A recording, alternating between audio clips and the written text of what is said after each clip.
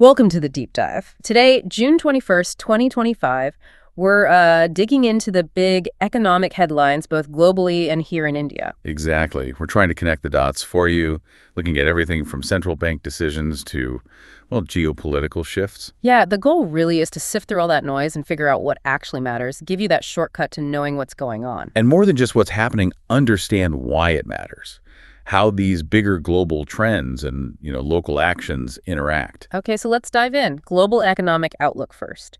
The World Bank has trimmed its 2025 GDP forecast.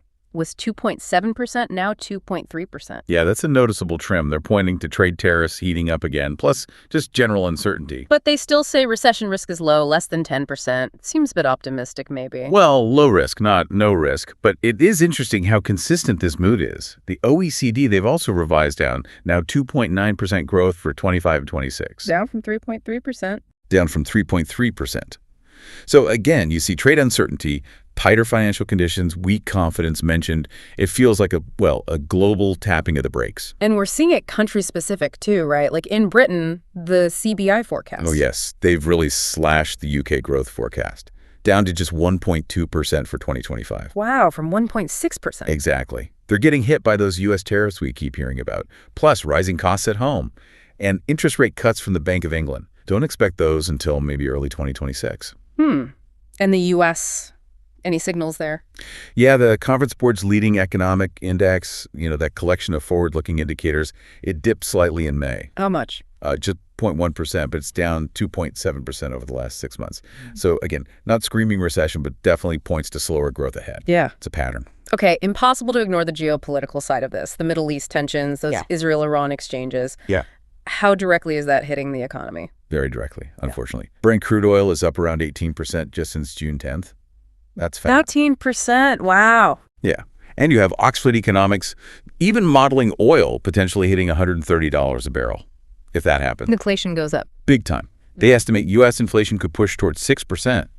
And for you, the listener, that makes those hoped-for interest rate cuts much less likely. Higher energy costs just ripple through everything. And it's not just oil, is it? Policy decisions are creating ripples, too. I saw something about the U.S. considering tightening tech exports. Right, specifically semiconductors to China.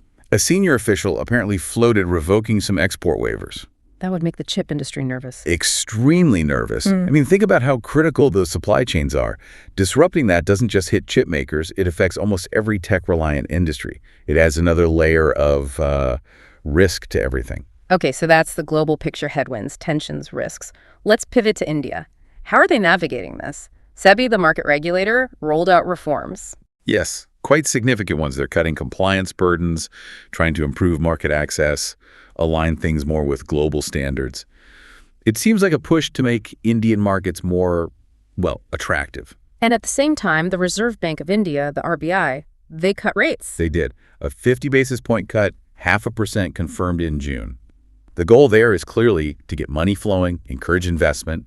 They call it accelerating monetary transmission. So basically making sure the rate cut actually translates into cheaper borrowing quickly? Exactly. Especially since their inflation situation looks relatively favorable right now. So policy is definitely trying to stimulate things. There's always a but, isn't there? I saw a note about India's tax collections. Ah, yes. Net direct tax receipts actually dipped slightly, about 1.4% between April and mid-June. And corporate tax receipts were down even more, over 5%. So policy's pushing growth, but tax revenue is shrinking. What does that tell us? Well, it's a bit of a head-scratcher, isn't it? It could signal that maybe underlying economic activity isn't quite as strong as hoped, or perhaps corporate profits are plateauing. Yeah. It shows that tension between policy goals and, real-time economic data. Interesting. Yet even with all these global issues and maybe some mixed signals locally, we are seeing some resilience, particularly in the U.S. consumer sector. Yeah, it's quite striking. You see Kroger boosting its sales forecast, stock jumps 10%.